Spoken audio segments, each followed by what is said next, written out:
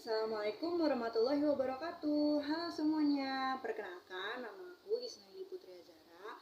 Aku dari UIN Syarif Hidayatullah Jakarta, Prodi Pendidikan IPS. Kali ini aku akan membawakan materi tentang ikhlas, teori dan praktis dalam pembelajaran. Nah, sebelum masuk ke materi, teman-teman tuh tahu gak sih artinya tuh ikhlas itu apa ya? Nah, ikhlas itu adalah kegiatan mulia yang dilakukan semata-mata untuk mencari keridhaan Allah Subhanahu wa taala tanpa mengharapkan imbalan apapun. Ikhlas penting dilakukan agar kita selalu rendah hati dan mempunyai rasa sabar yang kuat. Kali ini aku akan membahas 5 pertanyaan terkait ikhlas dalam konsep pembelajaran. Apa aja sih?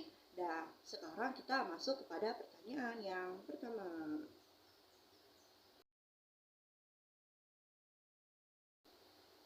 Nah, yang pertama itu, dalam memperoleh ilmu, seseorang juga termasuk sedang melaksanakan ibadah apabila ia ikhlas dalam melakukannya.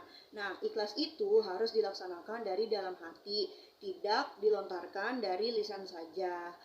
Ikhlas juga membantu seseorang dalam memperoleh ilmu dengan tujuan yang mulia. Adapun cara belajar dengan ikhlas yaitu niat yang murni dari dalam hati. Yang kedua, rajin belajar dan ketekunan. Yang ketiga adalah membagi ilmunya bagi orang-orang yang belum tahu.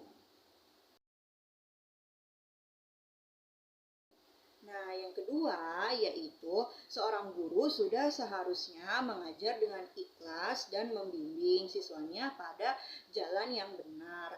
Ada beberapa aspek guru agar senantiasa mendapat pahala keikhlasan, yaitu yang pertama adalah panggilan jiwa. Profesi guru adalah panggilan jiwa dari dalam hati.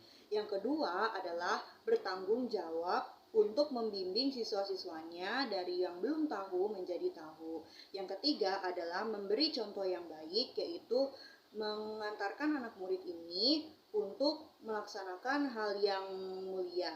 Yang keempat itu adalah mengembangkan karakter anak muridnya. Nah, pahala dari ilmu yang diajarkan oleh guru yang ikhlas akan terus mengalir hingga guru tersebut sudah tidak ada umur. Nah, yang ketiga, apabila seorang pelajar tidak ikhlas dalam belajar, menyebabkan dampak negatif bagi proses pembelajaran dan pencapaian akademiknya. Nah, beberapa akibat yang mungkin terjadi yaitu kurangnya didikan, motivasi, dan yang kedua, konsentrasi, yang ketiga, prestasi akademik rendah, dan yang keempat, kurangnya pengembangan diri. Nah, yang keempat itu, apa sih dampak yang ditimbulkan jika seorang guru tidak ikhlas dalam mengajar dan mendidik anak muridnya? Apabila seorang guru tidak ikhlas dalam mengajar, mungkin kinerjanya sebagai guru tidak berjalan maksimal. Keikhlasan sebagai ruh pendidikan pun terlupakan. Ilmu yang disampaikan menjadi nyaris tanpa nilai, siswa tidak punya etika dan berani melawan guru.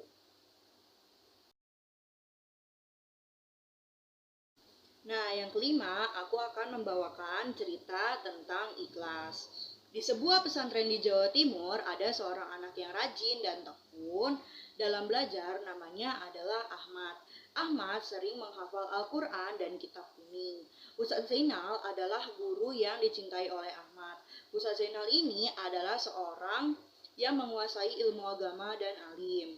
Ustaz Zainal melihat Ahmad sebagai anak yang berpotensi menjadi penghafal Al-Quran, dan Ustaz Zainal memberikan kesempatan kepada Ahmad untuk bertemu dengan ulama-ulama besar. Saat acara dimulai, Ahmad mencoba melafalkan Al-Quran dengan fasih. Dia juga berhasil menjawab pertanyaan-pertanyaan yang dilontarkan.